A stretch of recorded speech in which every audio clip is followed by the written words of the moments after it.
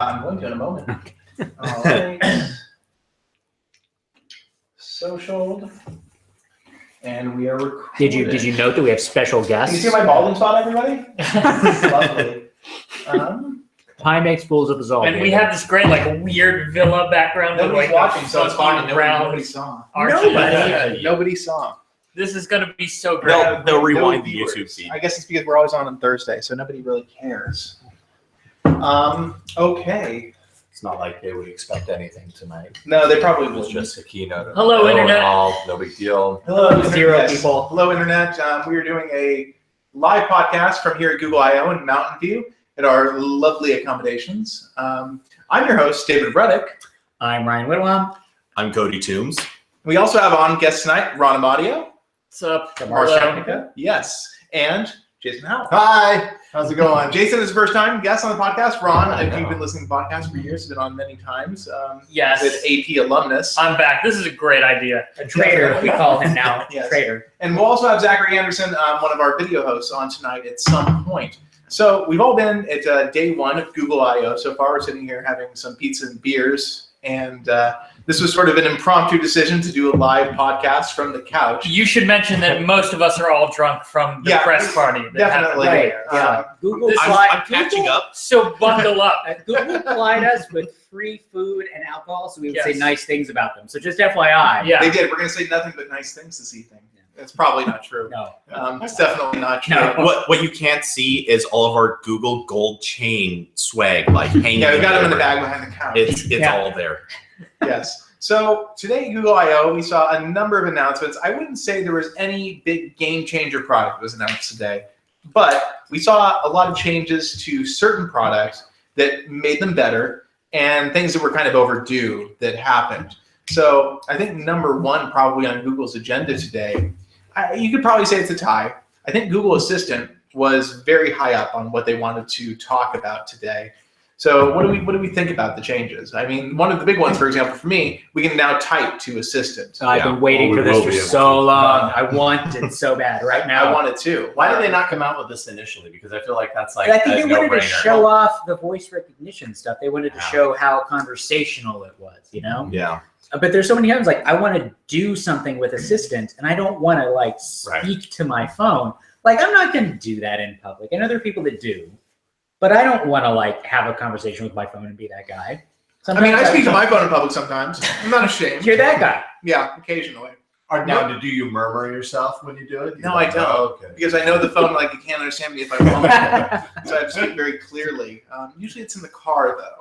I feel like everybody ran off and made their own implementation of the assistant, and now they're kind of trying to hopefully pull everything together, maybe sort of. Please, that'd be Google, nice. please. Yeah, if you have Yeah. Allo, Please. you can type with the Assistant. Right, Yeah. right. It existed. But it does different things than Yeah. Assistant on Exactly. the So phone. I'm curious about that. If there's going to be a discrepancy in how the there will. Assistant- No, Well, there will I mean, be. there- It has to be. there will be, but it seems like they're trying to bring it together more because now Assistant on the phone will understand all of the services. Yeah. Like you say, talk to the whatever service, like talk to Ticketmaster or whatever. I don't really understand the typing to assistant thing, but it's interesting that you feel the assistant is so useful that you want to use it when you're out in public to do what? Well, for I don't- typing though, I don't know. for queries, if I want to know something, the assistant's pretty good about getting Right. answers to questions. That's what I like about Yeah. it.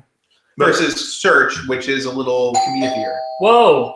And Okay, we we have got a a guest. special guest on the I think it's podcast actually here. the pizza guy. Let's we haven't go seen him for it. yet. So No, this is our Surprise! This is our sound effects machine. Yeah. We have We're gonna pause this a podcast. production team working behind the scenes. So It's like we- Howard Stern. Pizza? Yeah. Oh, David. All right. People. Okay. So- Hold on. You can go next. Wait a minute, I don't understand. Am I not eating pizza? So it turns out. there was a little confusion. And Oh, they dropped off the pizza. So it that turns one out day. beat that us pizza by a costs They lot. were very Yeah. trusting of us.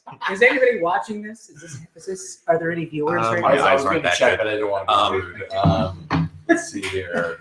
Oh yes, we all have ways to check that. Well, No, you guys figured it out. I do agree though. I don't think there's going to be a ton of super useful times for typing to Assistant, but at the same time, it will come in handy every once in a rare while. When you need it, that's when it'll be necessary. Does this work yet or no? I don't think so. I think No. Is that a Not stupid yet. question? Okay, so actually, No, Artem it got very doesn't work upset yet. that Google sent out an email today saying that the feature was a new thing, Right, but and it doesn't didn't work Yeah. because that's what Google does. Yeah. Right. Mhm. So I don't know. I see myself definitely using it because I just feel like the quality of the answer, you get more focused answer on the assistant than you do search. I've actually started to develop that sense of when I want to use assistant versus when I want to use search. Search gives me a certain kind of results that I want because I'm very used to searching for things on the web. But assistant is better at pinpointing like the exact thing you want to know if assistant's likely to know. But that's a lot to ask from the general user, It is, right? yeah. Why don't you use these two products that are very similar but different enough that But they each have their own you strengths and can- figure out why you can one use- is well, but you can use assistant for whatever you want. If it doesn't have a specific Yeah, that's answer, true. it gives you the search. I default to assistant nowadays. I mean, on an iPhone, it's super weird. Did you see the implementation? There is No. a brand new app Yeah. called Google Assistant. Mhm. So there's still the Google app, which still has a bunch of voice commands in it. But there's also the Assistant app, which the app icon is white with the colored balls Yeah. on it, and that has a different set of voice commands from Google. I mean, And it's like, why isn't this just the Google app? Poor iPhone. Okay, so part of me is immediately wondering if this is like Apple could at some point say, no, we don't like this. and Right. pull We the don't want to get assistant the app. Google app shut down. Exactly. They Yeah. cannot lose that one, but they could lose the assistant one if it came to it. Do we know what the interface looks like on Android? For the typing. Yeah. So if you press the home button, supposedly there's a keyboard icon. You just Right. press it and then Oh, you start typing. Yeah. So it still defaults to voice. that's weird. Yeah. Yeah. I haven't seen it roll out to anybody yet. Yeah, I guess it'll be that's down at the okay bottom. because then Bottom if you launch it just by using the hot word, I mean it would just go to voice, right? So you sort of expect it to default to that. Yeah, it should. And I believe Google demoed at I/O today that you could go between voice and text fairly seamlessly. Like if you typed in something and then you wanted to ask a follow-up, like it'd be listening as it was waiting for that follow-up question, which I think is very neat. Because sometimes typing the follow-up can be more trouble than it's worth, I guess. Because you drill down your query because it's something specific and you want to make sure it's right. And then the generic follow-up. Like you type like a complex question, it gives you an answer, and you're like, but when, like what year? Yeah. Right. Exactly. And I think that's kind of the thing Google wants to deliver in terms of the content. I think the other thing that was impressive to me was the actions, the Google Actions system, which is currently just limited to Google Home as far as I know, but will now be coming to phones. Yeah. Now it's opening up. Yeah. Well, The demo And they the car. gave was really cool, where you could say, "I want to order Panera," and like it gives you the menu. yeah, and, they like, went back and forth like that was a real employee. Yeah, like they were exactly. giving her I topping mean- options and I bet most of them aren't that good. Not yeah, in sure. real life. I mean, it's totally insane to me that Google Home and Android have different systems, and that the feature even needs to be brought over to begin with. When like everything has a microphone, it should just all be the same thing. But that it's different is so weird, and it's something that it seems like they're never gonna fix until it becomes the same system. Like there's always gonna be weird quirks from one interface to another. I mean, for a long time, the rationale was that home is a thing for everybody in the house. yeah, But now they have the multi-user account. So there are a number of features that I feel like that they just should work on home, like immediately once they have multi-user, like reminders. And they mentioned reminders like They mentioned it like super an quick. offhand sort of Yeah. thing several times in the keynote. And it's like they Yeah. know it's going to they're happen. like Google but they- Home can do reminders, and I'm like, it's no, like, it can't. When? Now? No, not Yeah, now. Wait, you're saying it can? Okay, Right. that's good. Yeah. They're like saying it can technically. It's Right. capable. Not It right should. now though. It should. Later. But Prove it. But I think actually to talk about something, I don't know how many people actually read this on AP, but one of our newer contributors, Scott Scrivens, wrote an article about how inconsistent the inputs for reminders are across Google's various products. And it's very hard to, for example, if you want to track your reminders in Google Keep, that means they can be managed through Google Keep, but they can't be managed through Google Calendar. You can see them in Calendar, but you can't do anything to them. If you do them in Calendar, then you can do stuff in Calendar to them, but you can't do anything through the Google apps to them, et cetera. You have all these strange limitations that start to crop up. And I wonder, I have to think that's part of the issue as to why Google Home doesn't have reminders right now, because they don't know which system they want to use. Reminders should be the simplest thing. We're like, I want to do this at this time. Show me a notification to remind me about that. and that's done. Exactly. And so, for example, Scott in his post showed how he uses 7 or 8 reminders a day, which is unusual, I think. But he showed how Google Calendar, how badly those are managed. It just destroys the UI. It's totally unreadable at that point. Yeah, like I mean, there are times like I probably do 7 or 8 like a week, and there are times like I'll think that I've dismissed a notification, like a reminder on one device, and I'll look on the calendar of another device, and they're stacked up. Yeah. Like if a reminder from last week is still on my calendar, I'm like, why is this still here? Did Remember I not say notification sync? Yeah. Oh, That was so exciting when they mentioned that in passing, like it was going to happen to be a thing. So we're going to do that. I complained about that so much in some article because Gmail was one of the things that they had very specifically promised, and then it is the definition of not having notification sync. Like whoever was supposed to do that just like quit or got fired. That is one failing of Android. I agree. For us, we're all multi-device users, especially compared to general. Right, super multi. My solution to notifications is to put everything other than my main phone on Do Not Disturb. Make absolutely no noise. Don't show me the notification panel at all. Just straight up It's ignore horrible everything. how much I can relate to this. Okay. Yeah. Confession. My tactic is just everything is on Do Not Disturb all the time. Yeah. Always. No, my main phone is on priority. Everything else is on complete silence. Everybody's like It's having cool ringtones is nice and all, but I never hear them because my phone's always on Do Not I Disturb. completely agree. My primary phone is on vibrate only, and Pixel has a weak vibration motor, so you barely notice it usually. It's kind of a bug, it's a feature. For the Galaxy phones, I have to turn them silent because they vibrate really loudly. I use Push Bullet religiously on all my devices, and most of the You day pay for Push Bullet. I do. So I'm at my computer all day, and Push Bullet, syncs all my notifications to the desktop. So like, if something's important, like I see it like on my secondary monitor, and like I don't have to have the phone making noise. I just know that there's a notification that I need to pay attention to. Otherwise, I don't pay attention at all. Yeah. Notifications for me, I feel like I've disabled a lot of notifications recently. I get no buzz or noise from anything that's email that can just like linger in the bar. Like I'll get to that when I get to it. But as far as the crossing thing, I agree. That is a nightmare. The one app that I do use that does it pretty well is Pulse, which is an SMS app by Clinker Apps or Clinkle. I forget how it's like Clinker. Yeah, Clinker Apps. The crossplay on that works pretty well because there's a desktop client and then you have the apps.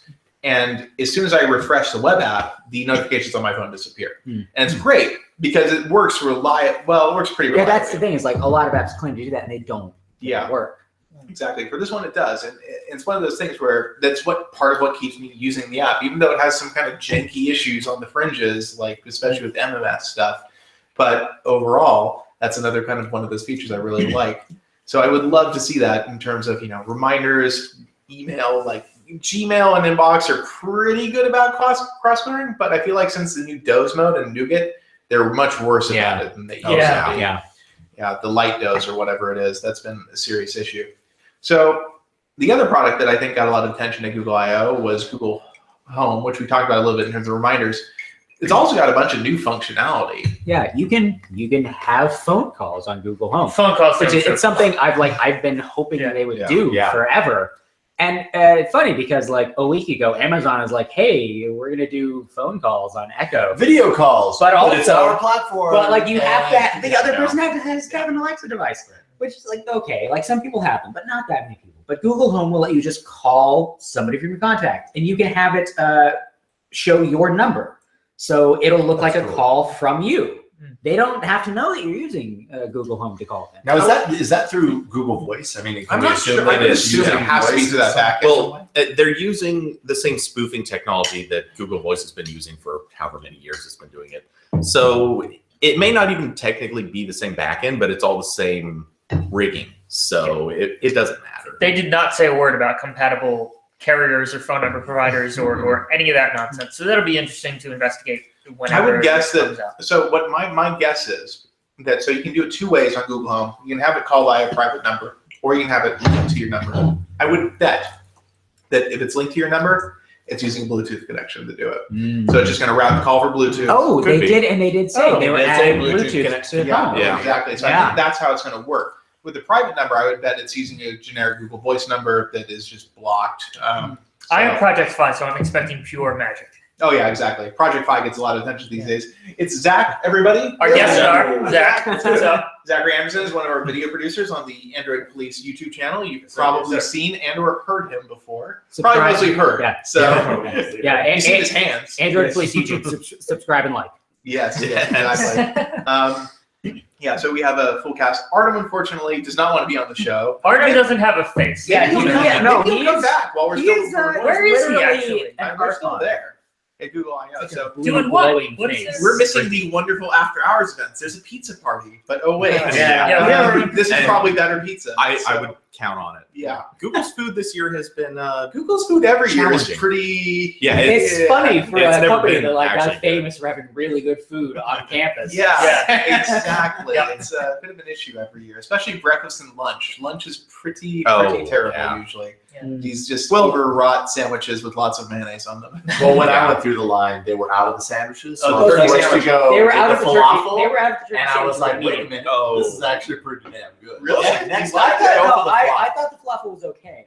We're having a conversation about Google Food. No, so Look, it's Google, everything I am. Google, Yeah, welcome Google to this. apparently prepared about 5 turkey sandwiches for the entire event.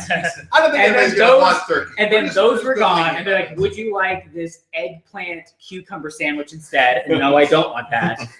Definitely don't want that. Here are several mediocre salads. Would you like one of those? Like gas, because I have to eat food. As a human Right. being, I consume calories This is to how I burn. live. So yes, give me the shitty salad. So did anybody catch what the Google Home, like a proactive notification thing was, where like it would light up? It's really hard to track this stuff when you're in the audience and trying to cover 10,000 things. But like it would like light up and say, "Hey, I have a thing for you." Like, how does that they work? really spent very little time on that. I But I like the idea of that, right? Like, yeah, it's like- some sort of a notification. How does it work? So like the example they gave, which I think makes sense. This is the thing will work for me. You make an appointment on your calendar. You say, I have to be here at this place at this time. And if you're just like sitting there, Google Home will like light up like, hey, by the way, you have an appointment and there's traffic, so you should leave now. And I get that. That's a cool thing. It's not entirely different than what you can get on Android now with notifications. Like it'll tell you about traffic. It'll like give you ETAs. Exactly. But having that proactively, like having Google Home talk to you, like, I mean, that could be a very useful thing. So it just lights up. Like, is I think anybody's it's supposed, Google no, Home? I think it's supposed to, it actually will like say something to you. So I If it remember said that. something, it needs to say something because Google Home is, at least in my house, is not typically in Yeah, your- Right, Actually, no, no, like, you're not I like agree. you're not I going don't to want it to notice the say lights something. just- I want it to make a tone. Yeah, just bing. Okay, so here's the Yeah, thing. just the polite, Something. simple By tone. default, Google Voice makes no noise when it wakes up, Yeah. which I think is weird. So I turn Yeah. on the option to have it do the assistant The accessibility dong thing. sound. Yeah. If it even if I didn't know it about that option. it's a thing. Okay. Even if Wait, you that's just, on phones, not Google Home, right? No, it's on the Google Home. Really? You can do it in the home. Really? You can have it make the assistant tone sound when you wake it up. I thought the tone was on by default and you had to turn it off, but Maybe now, but when Yeah, I set I up my think it Google was- Home, it I was don't off. recall actually. I think originally it did that and then they switched it because I'm dead certain Maybe that it you, did that all when the you had time. it. Did you have it pre-release or did you have the Wi-Fi? I had it. I got it the day that it hit store shelves. Well, so did I, and I had to turn that on. Who knows? Well, the one they Google sent me was does pre-released, but- things. Who knows? Okay, but at any rate, if it makes some sort of sound to let you know that there is information that is relevant to your day, that would be one thing. But But you'd be like, what, Google? What do you want?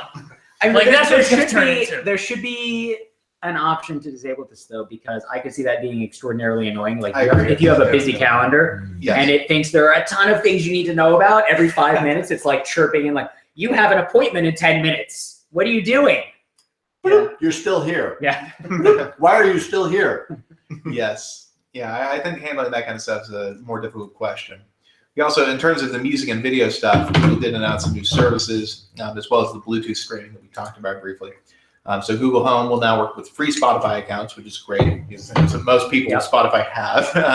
And then it'll work with SoundCloud and Deezer, which I guess if you use those. People use those, across, I guess. I am across super the pond. pumped. Yes. I'm super pumped about SoundCloud. Oh, really? SoundCloud Are is you a awesome. big SoundCloud? Yes, because like artists directly upload stuff to SoundCloud. That's it. And you It's like just an follow indie- the artist you like. Like there's And a lot you of get their indie new music on music. SoundCloud, right? Yeah. And Also, the Android Police podcast. Other than them FYI. going completely bankrupt, it's an awesome service. Yeah, and then on the video side, Hulu and HBO Now are supported, and I think there's some other ones in there too. Yeah, they showed a giant picture of like supported interfaces. Yeah, so that would be good. How are they going to communicate this to anybody with the Google Home? That's always the hardest tough. thing. No, that's like the services for Google Home are terrible. It's like nobody knows they exist. Like, you if I have to, stick you one have in to front of dig, you, you have what to do you dig say into to the app and like look at Yeah. all these things, and then you have to say talk to whatever. Nobody knows to do that. They don't. At least they're finally going to do an app directory. That was that'll way help. overdue. Yeah. Okay, so like as much as I think Google Home in general is like a better product for me than Amazon Alexa, but I think Amazon has the services better because you browse through their catalog, you say, I want this, this, and this, and you add them to your account. And then your Alexa devices understand that. Google just has all these things. So if you want to see what's supported, you go into that gigantic menu and you it's scroll and it's through like and it does all the your eyes things, glaze over. and some of them might be very similar to other things, and so they have to all avoid each other's like naming and keywords and everything. Well, that's another part of it too, right? Like the actions in Google Home, the third-party actions, they all have a different kind of way of firing it. Just say blah blah blah blah blah in order to kick off this action. And then now you have to memorize the specific. There's so much memorization. And then there are It's gross. some that have special status, like if this then that, and Philips Hue, where you don't have to say talk to whatever. You don't have to call up a service. You just use certain phrases, and Google Home understands it. Yeah. Which I get because they're popular, but at the same time, which ones those are? Yeah. Google, when they first presented Google Home, one of the big their promise that, and they obviously haven't delivered it, but they promised right away that what it would do is you would be able to ask for something and not necessarily name a service, not name anything specific, just ask for something, and Google Assistant would figure out the best service to match with your request. So presumably, I mean, that's obviously not there today, but it's in theory something that's coming. So the app directory right now makes sense if this is just this really long drawn out feature that we will someday see. Yeah. I think the thing for me, Google talked a big game with the video in terms of YouTube and stuff. But for me, Google Home is like the least natural way to try to watch a video. Like to initiate that. For sure. Like, really I want to watch a video about like cats. Like, no, nobody does that in real And like, life. I mean, That doesn't it exist. plugs into it plugs into Netflix. This is a thing that they announced a while ago, and like it's super inconsistent because like if you watch anything, like if you're like in the middle of a show and you want to watch the next episode, it'll work fine. But anything other than that, and it's gonna be sketchy. But Netflix is way better. Like a better example is YouTube. Like you can tell it to play a YouTube video. What YouTube video do you want to see? There's a bill. Like at least you know I want to watch House of Cards. Because YouTube, if you tell it play my YouTube subscription, Right. I mean, I think it's what it does is play a YouTube video about the YouTube subscription Wow, really? system. No.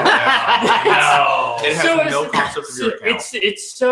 It's so infinite in its possibility that you have no idea what YouTube you have no idea what YouTube video you want to see. It's hard to find videos on YouTube when you have a visual like carousel. Yeah, like at least you can Let say alone play the thinking latest about it. episode of House of Cards on Netflix or something. I'm like, no, I just want to watch a random episode. of House of Cards. YouTube Just is one. Just I any want to of them. see my new subscriptions on YouTube, and it can't do that. This just frees you from the misleading thumbnails on YouTube. That's what it is. I honestly wonder, even if I've never used it this way, because it seems so unnatural to me. Like if you say and the words, and you say like, play me House of Cards season 3 episode 1 on Netflix. Like, does it understand that? I don't even? think it does. I don't think so either.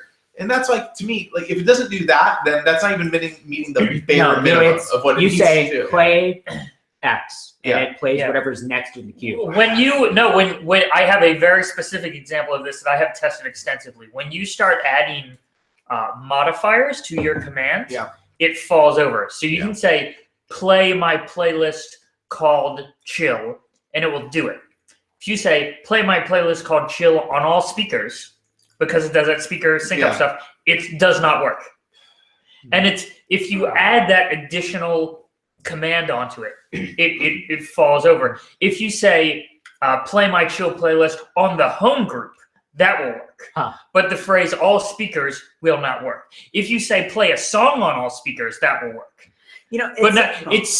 There's such like minutia about what specific phrases work with what commands. Right. It's really hard to use. I've noticed like with hue lights, there are specific ways you can tell it to raise and lower the brightness that'll work fine. Yeah. And then you'll like use a slight variation and it'll be like, I don't know. Yeah, you have to be super specific about certain things. Yeah. You're wrong. And that makes it so hard to use. It makes it so that you need a printed out cheat sheet of commands that you can precisely That's exactly recite. the opposite of what the product's supposed to Yeah, do. right. Google talks up the natural language stuff. Like they talked about like AI, machine learning so many times today. But interacting with their products, there's still so many times you think any human being would understand what I'm asking, but Google Home doesn't. It requires an attention to detail that Google has continually shown it does not have. We can knock that all day long, but if anyone has used Amazon Alexa, I'm sorry, Google is still blowing Alexa it is. out of the water. It It's not is. even Fair. close. Well, I know a decent amount of people who are like, I'm perfectly set. Actually, the report included, like he was just telling me today, Amazon Alexa is awesome for controlling stuff in his home. My And that is dad the has one sales an Echo, pitch. and he loves it. And he's not like a technology enthusiast. Like he bought an Echo because it was on sale. He thought it sounded cool, and he used it, and he likes it. Like the people, I think, like we nitpick about like the edge cases, Right. but for a lot of people who are just interested in having like a smart assistant app or service in their house, I think Google Home and Alexa probably hit most of the high points. Right. Especially now, Google Home You when it triggered first my phone. released. You triggered my phone. That voice recognition works so This well. thing was going off the entire time. Oh, me too. It was During so the- bad. I was Have in you the trained your press voice with it? Neither of mine did. Yeah. Yeah, mine did definitely during several of the press events. Like, Yeah. I was really surprised neither of my phones ever went off. Yeah. Really? I turned it off on my phone before I came because I knew. Yeah. There was a video during the initial keynote that had tons of the hot words, and I think they blacklisted all of them because I don't think anybody's I bet, throwing that up. Do you guys remember a couple weeks ago? There's that Burger King one where they yeah. intentionally triggered everybody's Google. That was Oh, the Burger King. Like, Yeah. what the hell? Like it was such a like. I guess maybe. Like, why are we still mad at Burger King? I feel like we should still be mad at Burger King for that. I mean, I guess it was really smart of them to do it because we're still talking about it. I'm shocked that Burger King felt Google had the kind of penetration. I know, right? To make basically a joke about it. Yeah. Like I would expect Alexa. I to thought, be yeah, the that more- would have been the I- better one. Right, I was more impressed with the perception that many people have this device that will. You know what? Maybe there was probably somebody who works for Burger King's marketing department, and they have a Google Home. Right, And they right. realize, boy, this thing There's a very just wakes specific- up all the time. Only when people Wait a think minute. it's similar to So the hot sensitive. word. Opportunity. It would be really easy to trigger everybody's Google Home. I feel like the news about Alexa, there isn't any. Aside from, some kid managed to buy a dollhouse. Like, aside from that, I don't think there's a lot of news about Alexa, but there is news about Google Home. I mean, Amazon talks about Alexa when they release new hardware. They don't really tell you about all of the changes they make to how it works.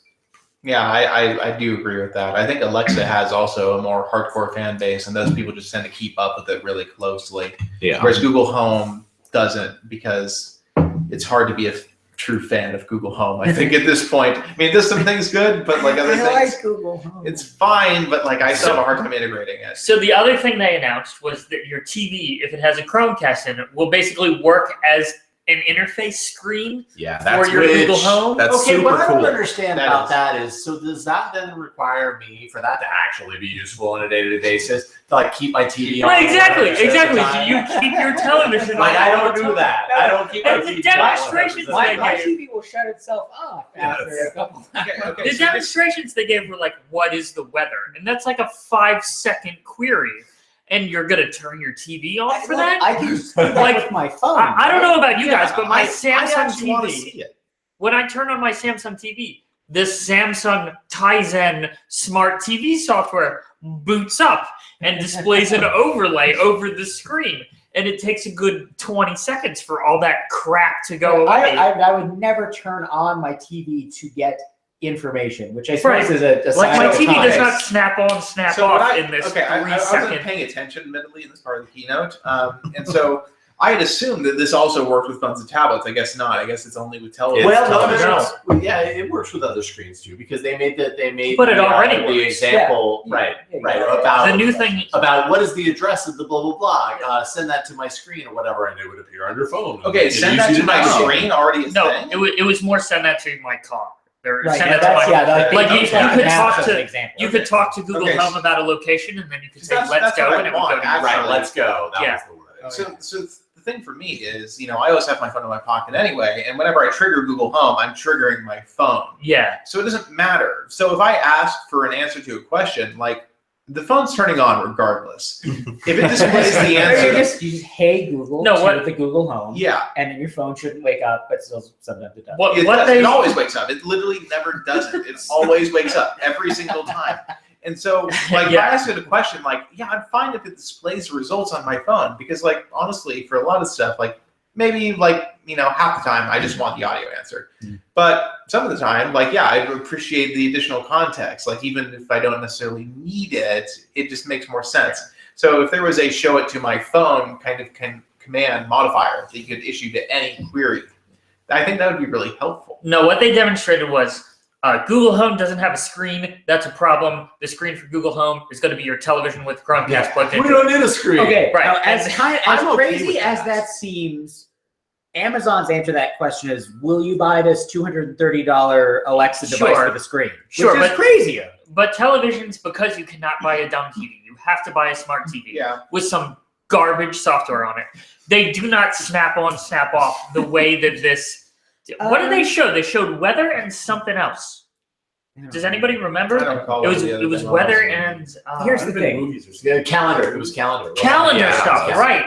And that's such a 2-second operation.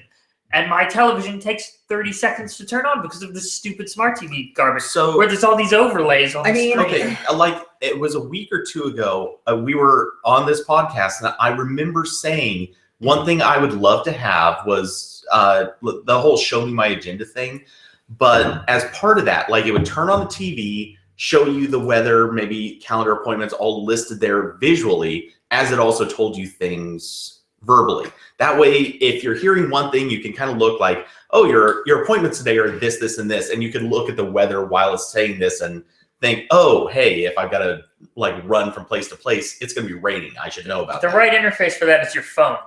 Because it's and- on. okay, Doesn't so have not your television. Right now, No, if you, it doesn't have to be. What if if you're you- walking around the I house? agree with Ron. It should be the phone. if you, The phone's so accessible. It should be right all there. of it. It's on It all should the be time. all of it already kind of is. If you make a complex query to Google Home, it'll start to read the answer and it'll say, check your Google Home app for more. But I don't want to check. Yeah, that's not I don't want to check the okay. home app. I know, but if that's that BS. were, I want you to push it if to my instead of phone. being Yeah. in the home app, it's hey, there's a notification on your phone. I should get either Google Assistant should pop under Yeah. the notification bar. Hey, you've got stuff going on. Would you like to look at this Yeah. thing? Yeah. I mean, your phone already Okay, wakes up right. anyway. Yeah, So exactly. why not? Here's the thing, though. If you're doing all this, I don't see Google Home as a thing where you should ever be doing this. Half the purpose of Google Home is you don't have to touch your phone. You should not have to pull it out of your pocket It's to a look weird demo, at yeah. the thing. If you ask it for the weather, it should read it to you, not show it on a television. I'm picturing the scenario where, in the morning, you've just taken a shower, you come walking out, your phone's sitting on the charger in your bedroom.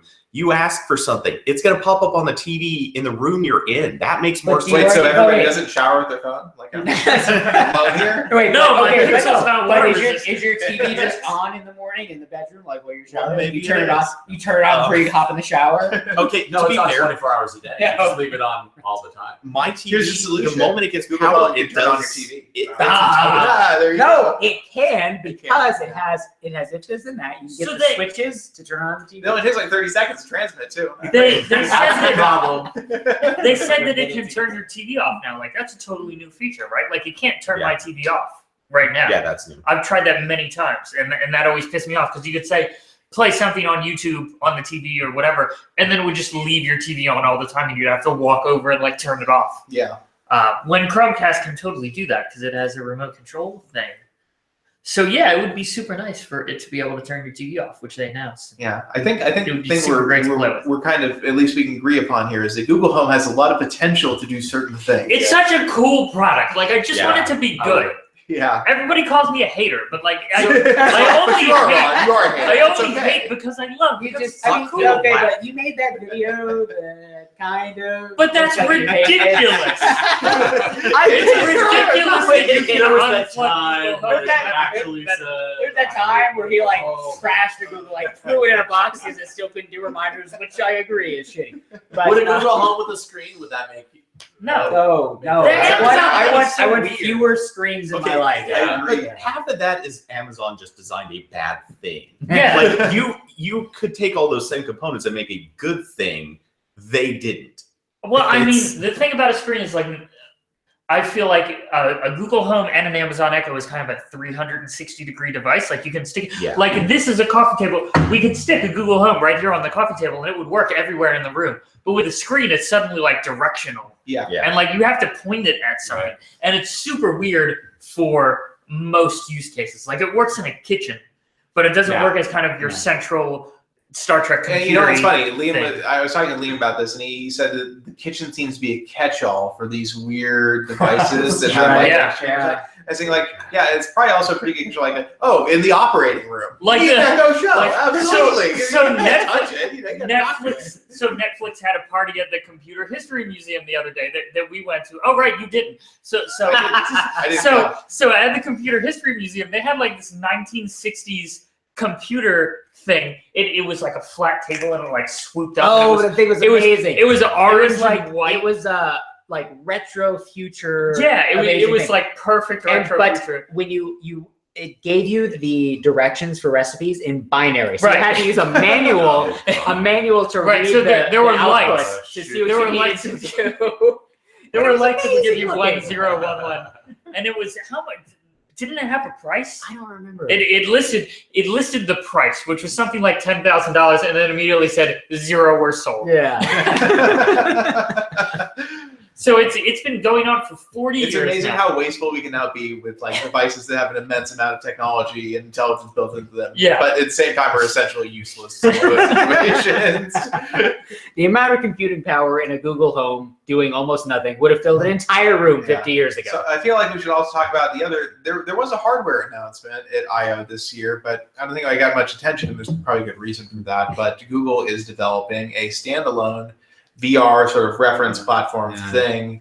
So you're going to be able to have a VR headset with Daydream that is standalone, presumably has its own battery and has its own SoC. It doesn't even talk to your phone. It's just its own device. Well, I mean, you know why it didn't get a lot of attention because they had zero information about the hardware. They're just But like, they did so much. we're gonna make it. They Promise. did mention it has inside-out tracking, which is where the headset has all sorts of sensors on it that can see wherever you are in the room, and you can walk around and walk around. It is the holy grail of virtual reality. It's a fusion of Daydream and Tango. Because an HTC Vive will do tracking, but you need to set up little boxes. Okay, so towers. I would just say that Qualcomm has been demoing this for I think about a year now. Yeah. Like this stuff exists and has existed. It has limitations too, I think, in terms of the granularity. There are no commercial inside-out VR There are headsets. no. But they're all working on it. So obviously. like, Oculus the has shown it like in a demo setting. so like the Gear HTC, VR is It was a known they seated- were working on it Yeah. too. Yeah. Because they know, like if you buy a desktop VR headset, like that's what you have to do if you want like high res, like good computer graphics in VR. But then you have to have a power cable and an HDMI cable, and then in addition to that, you have to put up the towers, like the And you need to houses. dedicate a And room it's in your just- house it's to like virtual people reality. will not Yeah. do that. Yes. Like Yeah. you're asking them to do too much. But then smartphone VR, like you don't have to have any of that. Yeah, this is like But there's a girl in a field playing in her virtual Yeah, reality. but like it just doesn't whatever game. do as much, and the Yeah, phone you're graphics sitting aren't in a as chair. good. Yeah, we removed the part where she runs into the wall and she like walks Right. forward. No, yeah. If you try to walk any place with like a smartphone VR headset, like you will run into everything in the room. Well, we should explain inside out tracking. So like Gear VR is a seated experience. So you sit down and you can spin left and right. But that's it. If you get up and walk, your character does not walk. Yeah.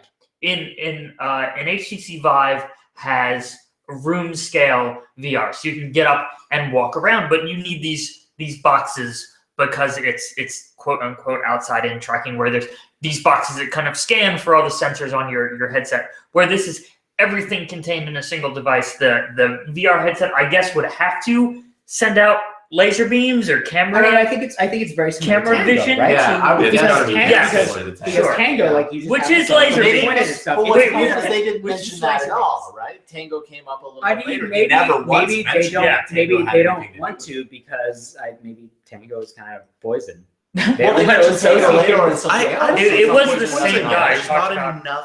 There's not enough information that's gone out to anyone besides like phone reviewers. And, Yeah, so people really engaged in this. Tango's still kind of unknown outside. There's been one consumer phone, and there's going to be another this summer. So with the headset, Google did not talk about anything that would make you excited. They did not talk about hardware. They didn't talk about specs like the resolution of the screens, or what kind of controller situation they would have, or how fast the VR headset would. They just said, we're working on a VR thing. It's going to have inside-out tracking.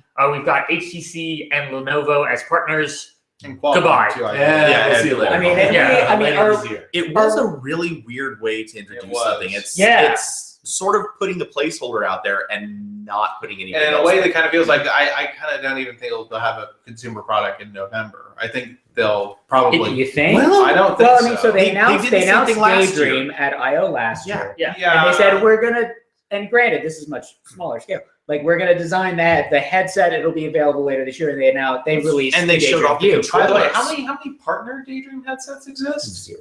Yeah. But there is so one they that was say announced. they're Is there? gonna release announced. this- I don't think it came out. they're gonna release the standalone headset later this year.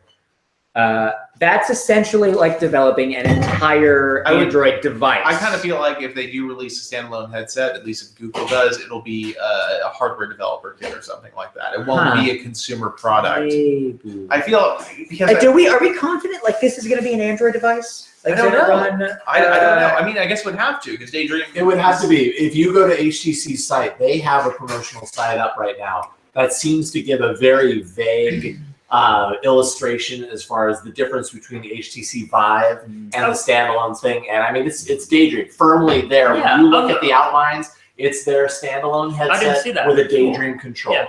Yeah. Of course, it's going to be an Android device because it's going to run all the Daydream apps. And the big problem is the Daydream apps kind of suck. And there's Yes, they do. like, VR is kind of at this weird spot where VR is not really good. And bringing it, like, if you go spend, how much is an HTC Vive? Like $500 or $400 or plus the something? machine that's required. Yeah. Right, plus a $2,000 computer to run it. Even then, VR is not super great. And all of these attempts to bring VR down market seem really weird when, like, we're not even plugged into what, like, good quality VR And I think one should example be. was, I mean, I didn't want to be a pessimist about VR because the first time I really experienced VR when I used the Oculus dev kit, I think the DK2. I used to duct tape Oculus Rift. Yeah, It was awesome. like 4 years ago, maybe Yep. something like that. I was blown away. Like I was like, oh my god, I'm here. It is amazing. It's totally crazy. That first sensation is totally insane. You're enveloped by it, and like it was this demo. You're flying through a castle, and like my head was ducking as I was going to hit stuff. Yeah. And I felt like I was going to, and it was totally like, wow. You have that moment where you're like, this is something really, really special. Right. Okay. Every It's time awesome I use VR, for that 5-minute demo. exactly, and every time I use VR after that, it just got less good. Yep. Even though the VR was getting better. It is an incredible 5-minute demo. It's not super great as a product that And you so do with everything. my point was to say that Artem had bought a Vive and an Oculus. Artem got rid of the Oculus almost immediately because he didn't like it. Is so great. Yeah, and then the Vive he had for I think a year, and he just got rid of that too because he never used it. Yeah. And so I feel it's what I feel like VR is. It's a cool thing to show people, super cool. Like to watch people have that first reaction to VR. That's the number one thing I do. To my Exactly, car. it's awesome. But it's an actual thing like a recreational activity. Yeah. It doesn't make any I'm gonna sense. spend Okay, some so time I- with the Vive tonight. I'm gonna sit down. I mean, Just to call out, and sorry, I gotta say that the one like objective argument that I gotta throw in, and it's the developer perspective on it. There's crap for tools for developing good games. And that's something Unity's working on, Unreal Engine's working on. They have stuff out, you can do things, but they are still really, really early.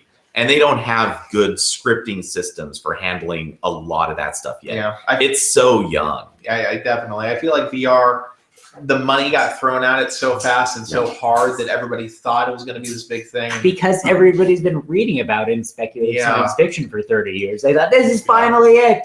Yeah. And then you like, it's even the simpler VR. It's like a hassle. Like you have a daydream. It is your VR. hassle. You put your phone in and you strap it to your face. And you have this heavy thing on your head, and you're like, I could just be playing a game on my computer that's like better than this, because the content is so rarely compelling. Like, there are so many games that I've played. I'm thinking, like, this is fine for 5 minutes, but then I'm like, the rest of the time, it's like there are so many things wrong. Why? How many Nintendo Switches exist between those of us in this room? None. None? Really?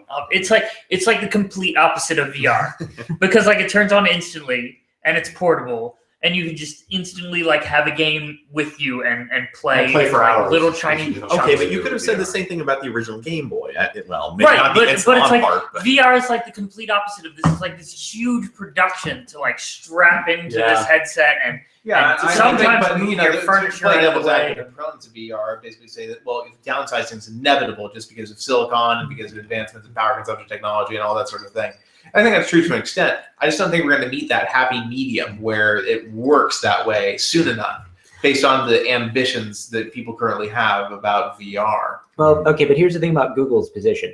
If they can release this device and it is truly wireless, like you don't have to be tethered to anything, it has its own battery, and it's not like obscenely the headache-inducing heavy, they have to produce good content for it. And they did just buy the developer that made some of the most highly regarded VR games, so that's maybe a step in the right direction. Right. What was that game called? Like the Rick and Morty thing and the simulator thing. Oh, yeah. Job Simulator. Job Simulator. Job So, Simulator. look, It's very funny. they have to create interesting content you can experience in VR that you couldn't experience in a similar way on like a flat screen. Yeah. There are a lot of VR games that I play and I'm like, well, I mean, this is fun, but I could play this on a screen and it wouldn't be that much different. okay, so if you've seen any of the demos or talk about PlayStation VR, just watch the demos for those games, and it's like there's your example. Almost not all of them. There's some that look terrible, but so many of them look amazing. They're spectacular, and it's not just graphics quality. Some of them are mostly black screens. Like the rendering capabilities are not an issue. It's that the you've got AAA game companies going at it and really sitting down and trying to because Sony imagine that. Sony backs a dump truck full of cash. Exactly. I don't like because this isn't profitable right now. To like I don't want to it's not like supposed to be. I don't want to trash talk mobile developers, but Go ahead. and then I say the word But I'm going to. they become heavily reliant on in-app purchases and like experiences on mobile devices that don't translate to VR. Yeah, it's a complete opposite. Like mobile is super small and It's VR like is super. it's like short. It's like quick experiences. Yeah. Like there are energy timers. Yeah. There are like premium currencies. None of that works in VR. Yeah.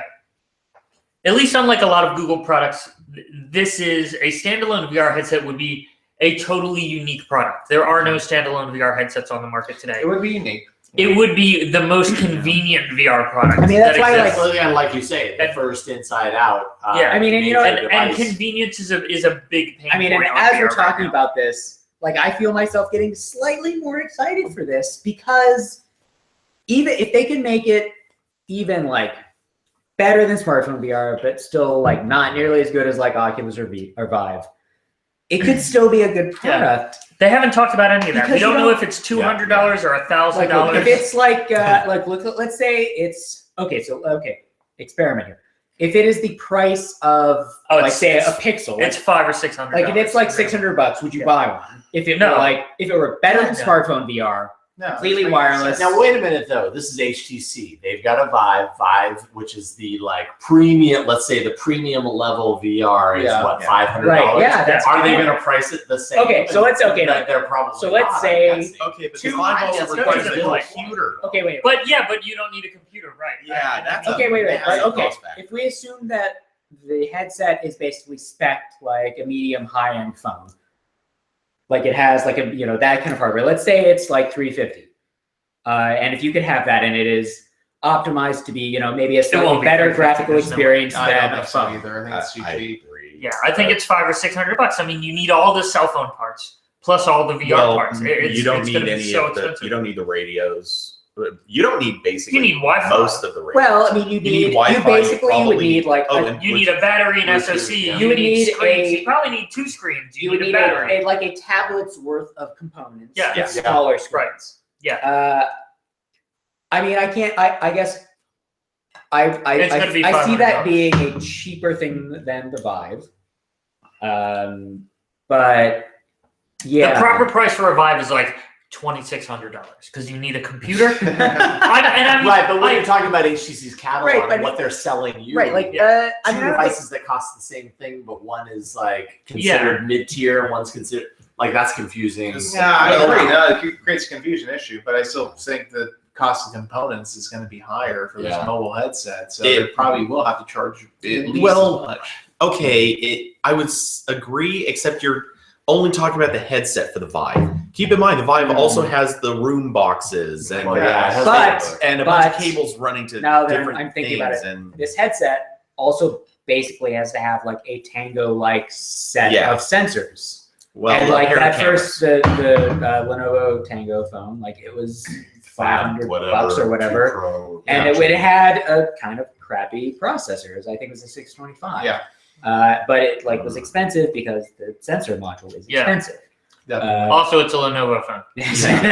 Okay, so here's It's one catch. This is a headset. And it needs to be lightweight, but it doesn't have to be as compact.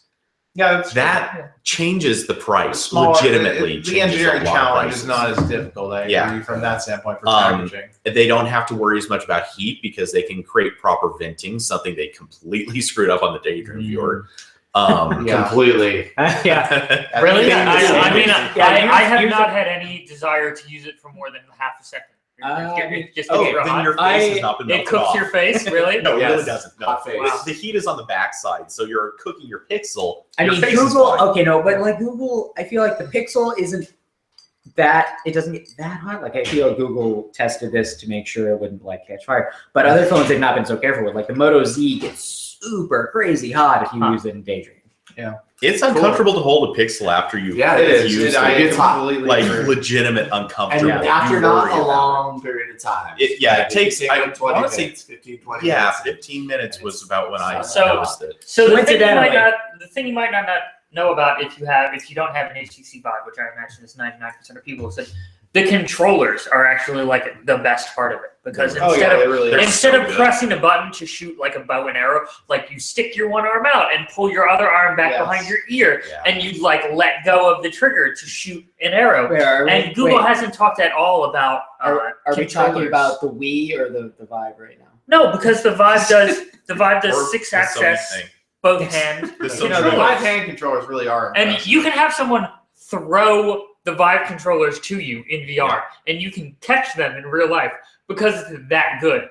And in terms of gameplay, that is the most amazing thing because suddenly, like the Valve bow and arrow game becomes a workout because Right. it's sitting there Yeah, firing right. arrows Yeah. like Way more every immersive as a second. result. I mean, And it's so much fun, and that's what makes VR I mean, cool. the is motion controllers controllers on Daydream and the new are VR 3-axis, and so They are super inaccurate, which is Yeah. why they have like a long press function on the buttons to recenter it because it happens all the time. Yeah, It gets yeah. upset. it's 3-axis versus 6-axis. The Vive controllers have sensors all over them and are tracked via the box. So, but maybe this new Google's headset, it'll see where those are. in You would need space. They have to inside be out in view. tracking controllers, which would be I mean, super duper maybe expensive, okay. Well, No? maybe.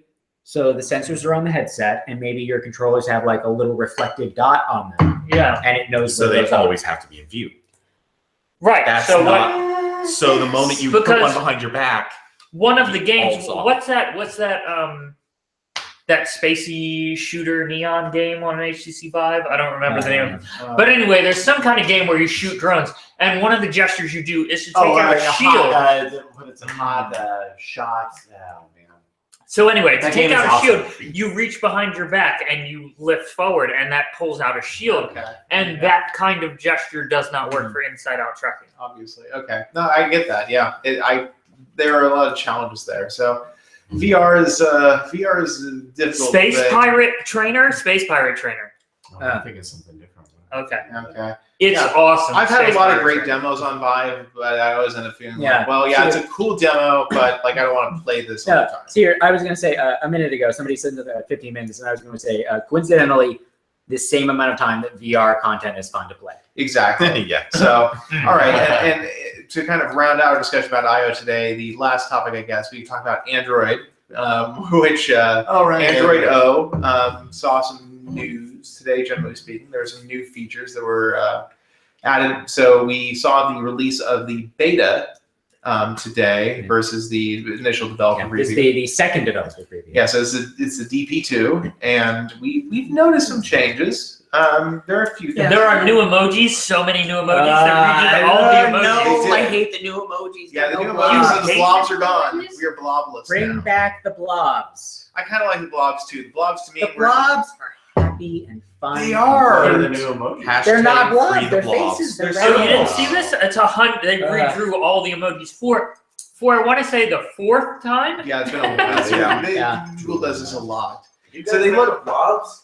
The blobs are I love the great. blobs. I actually don't care. I got sick of the blobs. You're fired. It's Oh, weird. Like you I can't am. Do I have the Yeah. authority? Can we fire him right now? Absolutely. You're Yeah, fired. we are a pro blob constituency. Oh my god. It seems like they've been more normalized to the Apple Yeah. style. No, that's emoji, I think that's one of the which has the some merit reasons. to it. Like you want to be able to send an emoji Yeah. to You someone want it with an to iPhone mean the same and have thing, it express but the same at the emotion. same time, But at the same time, LG has emojis that are hideous and look Well, nothing like no, anything we're just else. buying LG I phone. hate That's Yeah, Samsung Samsungs emojis. are so bad. They're really awful. I mean, the new ones from Google aren't as bad as Samsung's, but they feel like they actually, I think I get the Facebook vibe. Somebody said that initially about them. I very much get the Facebook emoji vibe from the new Google emoji. Yeah. And I just don't dig it. Like, I love my little eye roll blob emoji. It's I neutral face emoji is Yes. my jam. it's so good.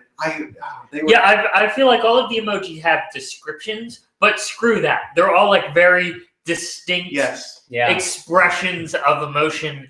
And when they change them or when they change on different platforms, it's very like weird and harmful. And I've definitely like looked up, I'm going to send this emoji to someone on an iOS platform. What will it look like now?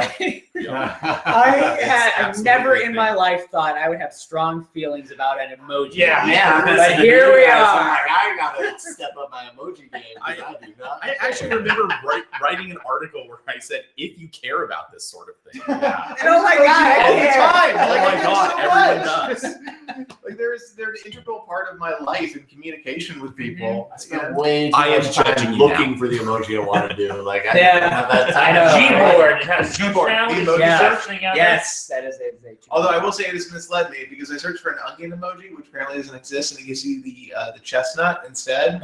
It doesn't make any sense. This doesn't look like an There onion. isn't an onion emoji. Yeah, right. Right. Am I the only person like Unicode 11.0, they're going to have to fix that. Yeah. Yep. One. Well, they'll have to introduce all the veggies and fruits. I think so. I think that's necessary. They have a We lot need- of We need a those full already. produce selection. Yeah. And the emoji. If there is not a dragon fruit, protest. Wait, so they have Wow. an eggplant, but they don't They have do an an onion. eggplant, but no onion. Like right. I mean, did they just do that? Like I because- can imagine. Is Like that I can just see like a because- red onion like halfway cut open. Like it's Like, it's I an mean, emoji. is it just because the eggplant looks kind of like a penis? Is that I why was they going to have say, it? ask Eggplant. any high school I student. The think it eggplant goes is back to vital. because Japan. I didn't know how like PG this podcast was, but yes, the eggplant is an excellent Yes. example of emojis being used in a way that does not align with the Unicode It's description. not. of what It was not emoji intended by should be. Unicode. And It has been it's very retaken. weird when you rip out the emoji out from under people and suddenly say, "Oh, this artwork is gone. It's now this artwork." Like it's Yeah. very weird because it does it does display a different So, like a emoji. deep level of I had no idea. Yeah, no. If somebody's sending you eggplants, it doesn't mean like. I didn't know. Okay, so And Jason's like, oh my god, all these messages I've gotten. Thank you for inviting me. We're not talking about propaganda. Can you search your text messages for eggplant emoji? I know. okay, But it's show of so hands. Who was sad. angry when Apple took away the butt peach? Did they take it away? They took it away and then replaced it, or put back one that was very similar Or they to the looked original. less like a butt? Because everyone was angry, the butt peach went away. I mean, that's a fantastic. That's cool. Like that's an excellent use of emoji for it to be something other than what the initial description was. And I look, like the thing about emoji is there's some like BS Unicode description of what all of these things mean, And they're if you look hilarious. them up- You should Oh, look they at But them. if you look them up, they're insane. They are. It's like Some of them I are. did not expect Yeah. that piece of artwork to correspond to that No, description. for a long time, there was a Unicode description for Gold Heart. And the Android version of that was like hairy. It was like a hairy heart. Yeah, And then they changed it to Gold Heart later. And I was a little sad because I kind of like the hairy heart. yeah, and it's like all these faces that you can look at them and they immediately mean something to you, and that does not necessarily align with what the Unicode description Yeah, of that's the an thing is. issue. So the other small emoji change in Android. And what really pisses me off is they will never come to the Hangouts. We're not. We're not done. Wait, they will never come to the Hangouts desktop app, which is still on like the Android 6.0 emojis. Oh yeah, those are like And it's so bad. behind. Like emojis look different across every Google platform, and Yeah. it's so bad. Okay, go ahead. We can't. Continue We're with done. your We're done transition. with emojis. It's enough. Over. Enough.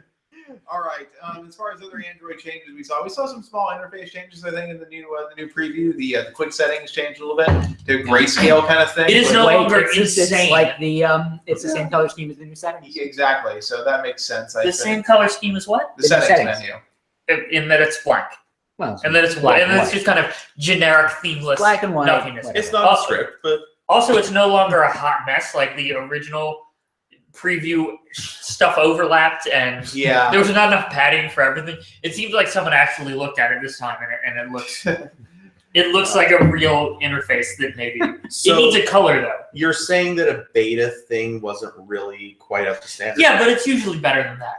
I don't know. I disagree. The DP1 last year for N was pretty rough. It Yeah. It had some real issues. There It were had that notable weird graphic index, glitches. like letters. Yeah. In the I don't blame Google for that. Like I commend Google for still doing developer preview programming. I think it's super cool. I love it.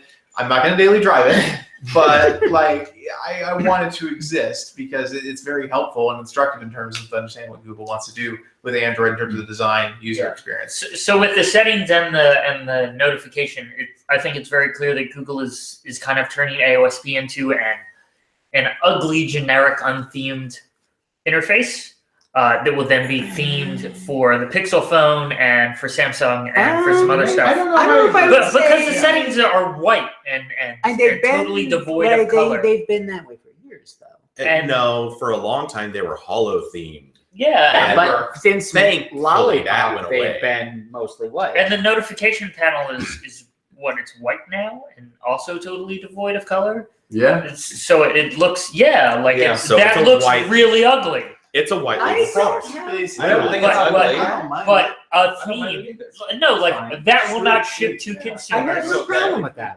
That will not ship to consumers. Like everyone understands I this, actually right? like it. It's not that bad. I like it fine. I No, like I it by think it's- myself. But do you think that will ship to consumers? Wait, so wait, what about On what a I about think no, wait. that on Pixel, I think they'll choose a different accent color. Right, What? they will Yeah. pick Okay, no, wait. different colors. What about like dark, like very dark slate gray and white is better than white and I think all of that will be returned to the current color, which is like the dark slate I don't know. background. I don't And know. they're they're making AOSP very generic.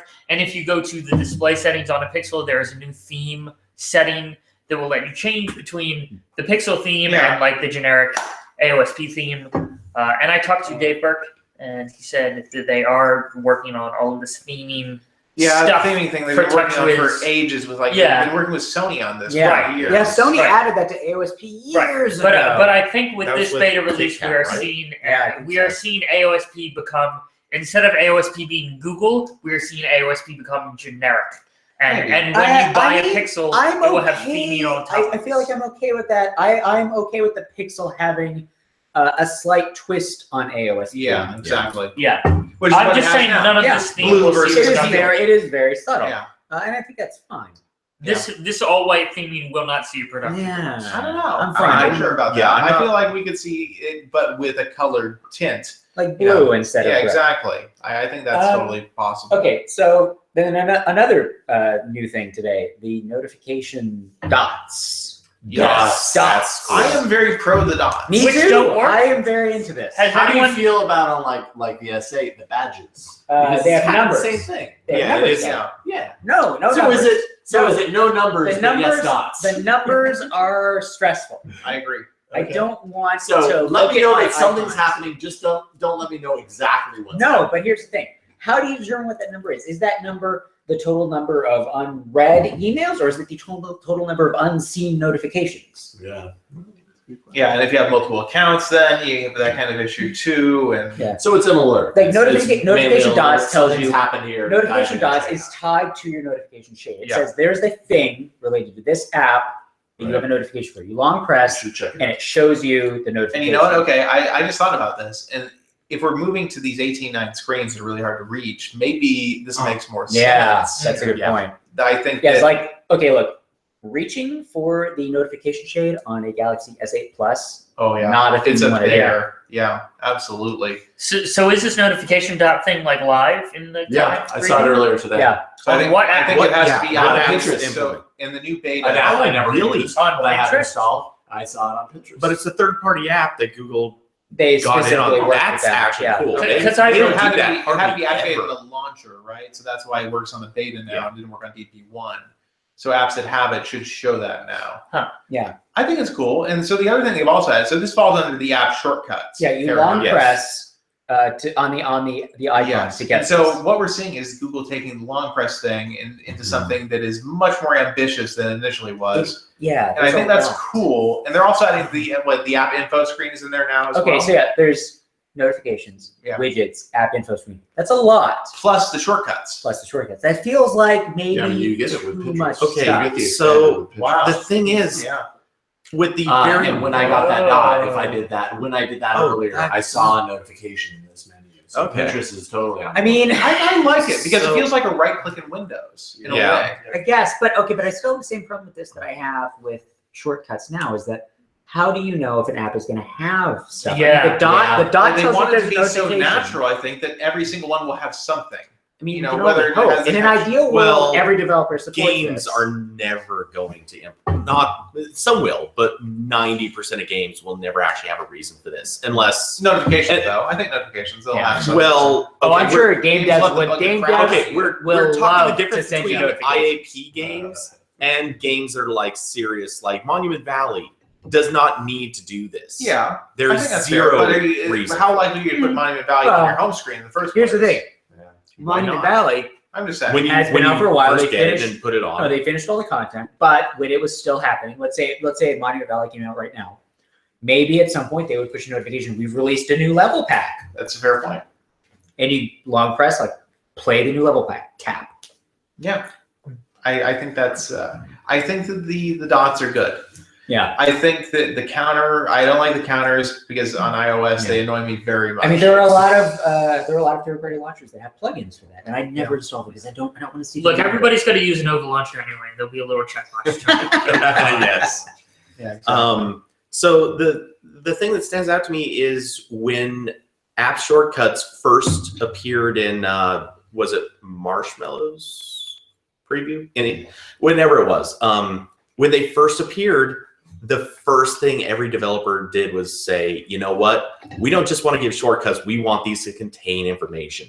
They were used as like informational widgets. So this to me seems kind of like the next step forward. Google's putting all that right there where it's part of the API and it's actually intended to be used that way. I wonder if persistent notifications, like if you have a weather app that produces a notification with the current conditions, if that'll show up as a dot, and if you could then just long press and get the weather. Or if there's an app that's using a notification to like get around being killed, if that's going to always have a dot on it, That's a good point. that would be annoying.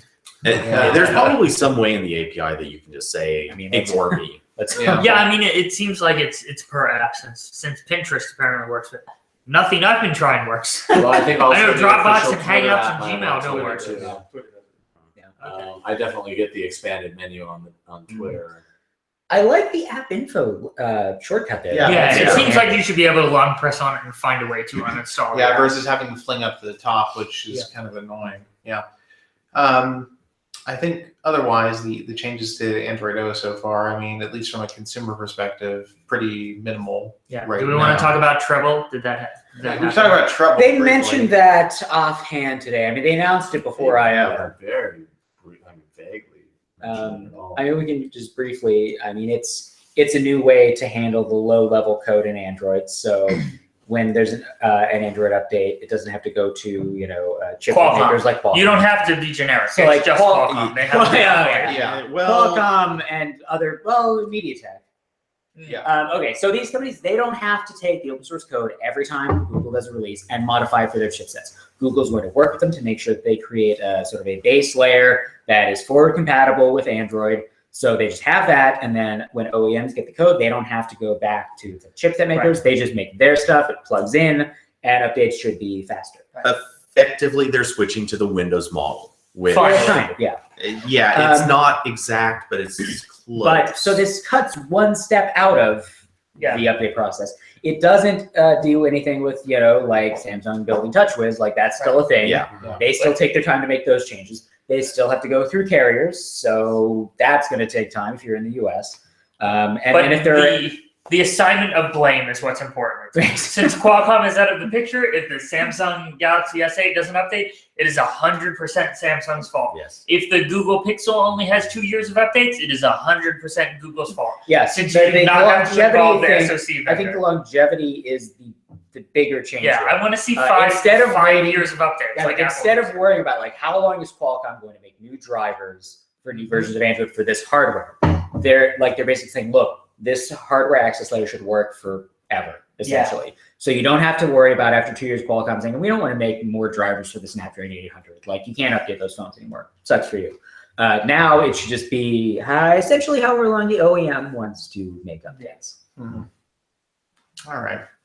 Well, I think we're running a little long already at this point. How many hours has it been? It's been a little over Do an hour at this point. Did we say Yeah. anything about Android We're Go? about out. Android Go, the thing is though, the thing about Android Go to me is it's never going to matter to me. No, it's So it's we not. so Jason and I and Flo had the Android Go guy at the off the record Samir. meeting. Yeah. Yes, Samir. And I was like, hey, what is actually different in the operating system for Android Go? And I got like a couple answers about animation and a couple answers about RAM management, and then mostly we're gonna have like Google Apps and And like the data plan tracking stuff. right. So the thing that was communicated to me is not a whole lot. is I feel different like- in the I Android. feel like this is, hey guys, Android 1 didn't really work. Can we just do Yeah. Android Go instead? Yeah, like when you ask what is different in the operating system, and you don't get like a deep in-depth answer, and instead they're like, we're gonna have a bunch of light apps from Google, Yeah. like YouTube and stuff. Then that means we're not really changing a whole lot in the operating system. I don't. So it's- I don't think it's a platform change. I think it's a marketing change. Yeah, like This it is is set as a configuration where Yeah. like they're gonna load out your phone with a bunch of light apps from like the Yeah. YouTube app and I don't know what Yeah. else they said, but it doesn't sound very significant. This I doesn't agree. sound like something that is ever going to be sold in Exactly. the US. I think, this will have to evolve a lot. I think, especially they said, in the exclusive they gave CNET that it's a code name. Like, if you're just going to say, like, even the project name is a code name, like, in other words, in Google speak, that means anything could happen. And they said it only for devices with 1 gigabyte or less of RAM. Yeah. Nothing Are that there that any of many us would those ever use. anymore? Like, Yeah. There are. That- No, there that's what I definitely was are. saying during the event. It's not that they aren't making them or anything like that, but this is sort of saying, all right, you know what? We're actually good with going backwards, because this is now basically saying, hey, developers, remember that time when you thought you were finally over developing for Yeah, it's like a weird RAM-limited time to devices? announce this because it seems like that's pretty much like over. Like even if you buy a really cheap phone, it's still gonna have Was gig of 1 RAM or gigabyte slightly- really like from 1 gig to 2 gigs? Is that such a high price? Well, I mean, you have to think Maybe. about the economies they're targeting here. They're economies that we're totally unfamiliar with ourselves personally, especially in India and Africa. I mean, I think they're probably talking about like $50 phones. I did Even review a less $5 than that. Walmart Like phone. it's like a phone that runs like a super cheap base No, I mean, so model off-brand what I processor. saw, for example, the Qualcomm briefing for the Snapdragon, what was that for? I forget. It was the E35 during the benchmarking event. They showed us these phones that ran Snapdragon, the new 200 series chips that aren't even Snapdragon, they're Qualcomm 200 or whatever. And they don't even have touch screens. You know, you just navigate with like a little D-pad, basically. And they're super basic. They're for India, and they run Android, but it's like Android 4.0. Yeah. And it's like some super hacked together cyanogen port. Like it's really weird. And so these phones are out there. And the economies, the people who want to buy them are out there. They're in economies that are completely there are places where people use what we would consider like a dumb phone. Yeah. Like as their main Exactly. computing device. Like they use it for like banking and for for managing their schedule. And so that's, I think, what Google's doing here. I think Google sees the issue is, hey, we really wish there wasn't this market for these ultra cheap phones because the experience is so compromised. But at the same time, they would like to be the software running it. Exactly. Yeah. Google doesn't want to fragment. Google wants to make sure that, especially, the experience going from a low-end phone maybe to a more normal phone is probably pretty consistent. They would prefer it was a modern version of Android they have some control over. Because what they get right now Android is Jelly Bean. 4.0 with no Google services. Exactly. So I think from that perspective, the initiative makes sense. I don't know how successful it'll be. I don't really understand. Android 1 was, I think, kind of a flop. It was.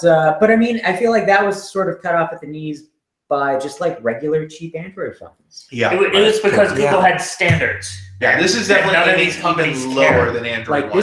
this is going to be sold to people who make like considerably less money than Android 1. Yeah, definitely. So really quick, couple of quick hit points because they deserve the mention, but they probably don't have a lot to be said about them. New Android TV launcher. Yeah. If for anyone who hasn't seen this thing, it's kind of beautiful. They're going content first. Like you can select a recommendation, and instead of having to do multiple clicks or anything like that, it'll show you like the preview for a movie or something like that, or at least shots from an episode. They're going more on a focus of like channels instead of picking which app you want to go into and finding out what content that app has I feel to like show. they've been promising that for a couple of years now, right? They kind of were headed in that direction and never really made the commitment. And now, I'll just say this. If you have a little bit of time, find the What's New in Android TV session and skip like the first, I think, 7 or 8 minutes of it. Watch about 10 minutes of it, and then skip everything that comes later. Did they say if that was an Android O thing or It is. launcher Play Store? Very specifically So Android it's O. going to come to the Shield TV. Roughly Yeah. about the time it gets assistant. Yeah. They actually said Maybe when they release their little plug-in assistant. Yeah, the Shield TV is like the only thing now. My buddy's Android, buddy's Sony Android TV runs Marshmallow still. I've got a Sony. It's like, Like there aren't any. so cool. Like it's so cool to have it built into your television. Like you have to buy a smart TV. It might as well run decent software, but they It takes don't. forever. they don't Yeah, want to it's update not anything. getting- I mean, what's the way we've Right. got? We've got the new Shield TV, and we've got what the Xiaomi. Yeah, the TV Xiaomi box. TV. Those are the only box. ones that have come out in the last year, right? Yeah. Okay, There's so no developer box for Android TV. Yeah. that's not actually true. They said very specifically during the session that they are using a Nexus player as their dev machine. Still? Yeah, Absolutely. That's crazy. With an And- Intel Atom, Yep. I don't even remember how old it is. Do they make drivers for that still? My question is, are they still making Nexus players? Are they still selling them through? I don't No, know. look, they No, made for made a months. certain number of them and they never sold them all. No, it's not for sale, and that's the problem. Like, there's no way to tell a developer, hey, this is the developer device you can buy. that will always be updated. There's no Android TV device right now that is Google blessed. I mean, it's a little inside baseball, but so many of us were kind of trying to guess what hardware, if Google was going to give out anything at I/O, what it would be. And there was a lot of people thinking they're going to announce an Android TV and hand out like pre-release units or something like that, just because the Nexus player is so completely like it wasn't fast enough at launch. Far. Yeah, it was and now it's so ridiculously old. Yeah. Spoiler alert: it was Google Home. Yes. So second quick hit, Google Photos. Oh yeah, they did some cool. Wait, we didn't talk about the Lens thing. We talked about about Lens. Yeah, it's true. So Google Lens is going to be implemented. So Google Goggles got rebranded. It's like goggles. It looks a lot better. So Lens is something that's being integrated into both Google Photos and Google Assistant, and supposedly other stuff probably down the line. I wouldn't be surprised if we see the Google Camera app on Pixel phones. It's more of this AI everywhere. Yeah, and so Google Lens is going AI to first.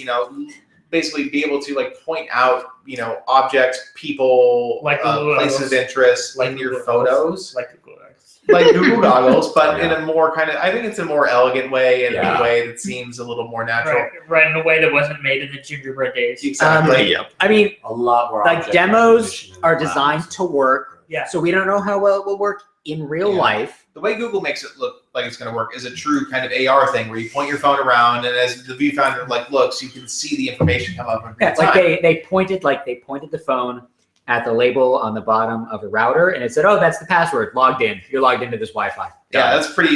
Yeah, that was cool. I'm sure it's going to have a couple dozen of those built-in, very customized experiences, and the rest of it's going to be very not like that. But I'm that's sure okay. And it's the same thing like when they introduced Google Now. There were a couple dozen cards that were really well customized, and everything else was there wasn't anything else. And Assistant, same sort of thing. Like there were a couple really cool things you could do, but that's it. Everything else was garbage. I feel like there was not a large portion of the demo that you could not already demo as Google Goggles does this. Just it's a newer app with a prettier interface. And whether it works or not is definitely something that we would have to figure out once it launches. But if you were to give a demo for Google Goggles, it would look a lot like this. I agree with that. I agree with if you want high in the sky demo of Google Goggles, it would look exactly all I want to know. All I want to know is, can Lens understand QR codes? Right. Yeah, that's so hard to do. Because apparently. Google sends out all these emails with QR codes, and they don't have an app except for Goggles that understands them. Right.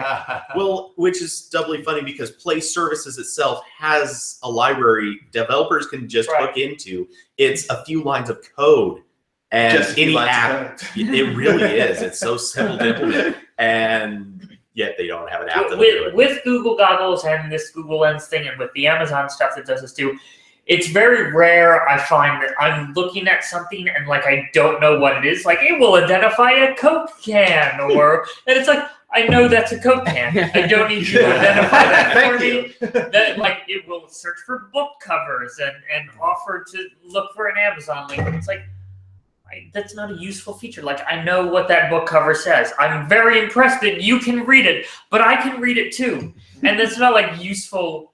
When is this useful? Do you often look for at example, what I would love to be able to do is look at an address and then oh, do you want to copy this to your clipboard? Would you like to navigate to this immediately? Exactly. That's the kind of stuff I would like. That's not camera based though. It could be. You want to point it at a business card and have it.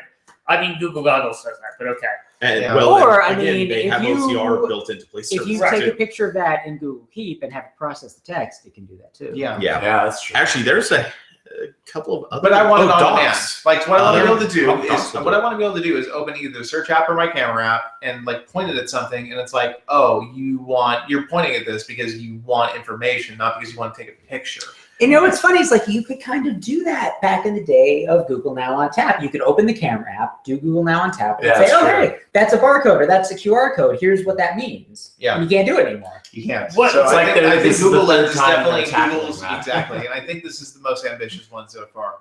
My worry about it is that I feel like every year Google has these announcements that kind of come out and they make a really good demonstration. And Right. wow, that's Yeah. really neat. Yeah. That's really interesting. I mean, Now on Tap is a prime example. Yeah. Where you're like, wow, We all thought everybody that was seemed- so wowed by It Now on seemed so Tap. cool. And then you get it and you use it a handful of times and they forget that it ever existed and you move on with your life and it's Right. just not a part of how you just are used to using your device on a daily basis. I wonder if this fits into that. Yeah. It promises a lot and it's really cool, but how often am I actually going to think to use it? The funny thing is how angry people were when Now on Tap started going away.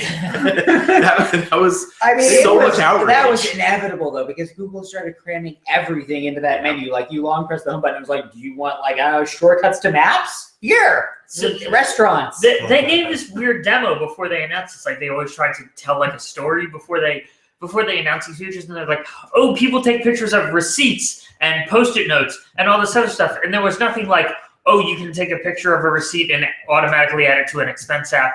Or there was nothing like, which is what you would probably want to do. If you're or there was nothing like you could take a picture of a note and have it transcribed in Google Keep. Like there was none of that.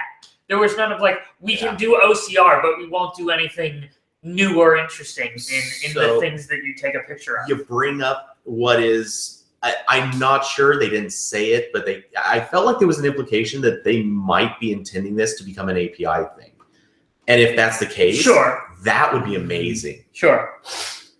I mean, I use Expensify, and you can take a picture of a receipt, and it'll scan it up in the cloud. Yeah, but and isn't figure out- Expensify like the Amazon Turk powered, like where eventually there's a person who looks Is at it? something? I don't I know. don't think so. That's not my problem. I just take a picture. That's the And it'll problem tell with me some how much poor money person the on the receipt other cost. side of the Yeah, world. I think that is how Expensify works sometimes. Not sure that's for every receipt. Interesting.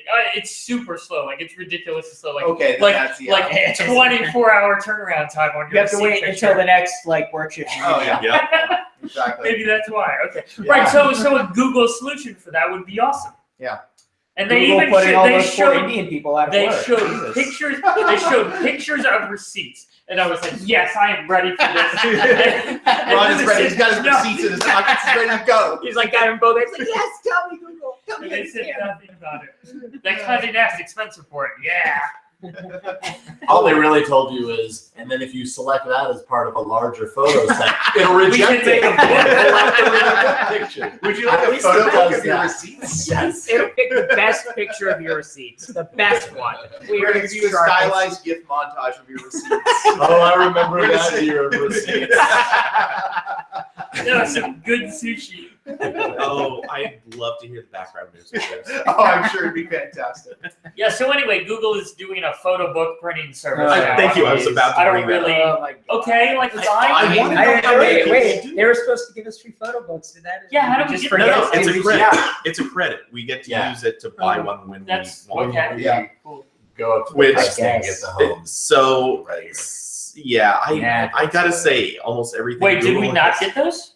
Did we not get those? I No, think it's a credit. I mean, they're going to email it to me. Oh. You. I had you to claim like it with enter your my photos email address later in. when you Oh, want. really? It's like Oh, that. It's oh, like okay. that. Look, Yeah. so important, Something like that, important yeah. part. Important. I think it might be a redemption code. Integrated with Google Photos. You can pick Yeah. pictures, and you can pick a whole bunch, and it'll like process it. As, these are the whatever. These are the 2000 best ones. These are the ones that should be in your book. Which is a super weird thing to demo. It's like, how good is that going to be? Yeah. Do you really trust like an algorithm? To, Yeah, it feels Yeah. a little to too like Yeah. we It's think just the like, sound. yeah, enough. sure, okay. You want to streamline the experience, and then it's like, yeah, but people like choose photos because they're fucking picky about photos. Right, Like, like this is going to be Okay, a book, whoa, whoa, dude. whoa. Like, I don't just want you to guess at whatever photos are. Yeah. It makes a recommendation. You choose the final photos. Yeah, but The algorithm only like picks out its recommendations.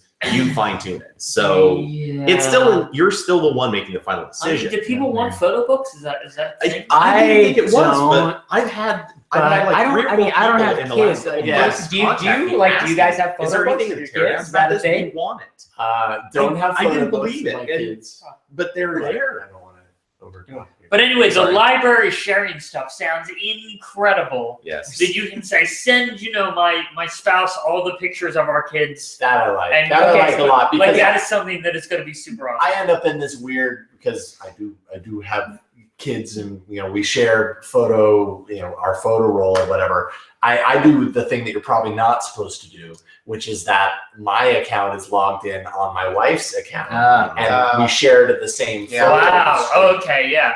And I mean, that's just the way it is because we share photos, you know what I mean? So she takes her pictures, I have access to them. I take my pictures, she has access to them because it's always our family. So this is nice because it can kind of peel back. You were asking about photo book. As a parent, I actually really liked that announcement. Not because I do this all the time, but because I don't do this all the time. The problem is I see hundreds or thousands of pictures that we're always taking of our family or whatever, and it's just all it ever does is live in the cloud. They're just all that's like the only thing it does. It lives there for the moments that I open up the app and I go, oh yeah, I forgot about that. Yeah, exactly. It would be nice to just go $10. And you could send them to family. The Yeah, device sure. pickup is But at the same time, I understand the other side of it. So at the. I think we're running very long at this point. We're almost at. It's Google I/O. It's supposed to be I/O. I'm getting tired over here. What I don't know about everybody We didn't else. even talk about cars. All right. No, I don't want to talk about cars. I'd love to, but I that's don't a want whole to. nother episode. I'm over it. So I think that concludes our special live I/O episode. Thank you to Ron and Jason for joining us. Thanks for made for a very good show, and hopefully we'll see you all next week. Bye. Bye. Bye. Now, David, get up and turn off the feed. Yeah. Yes. Log over there. See y'all later. Get your face all up in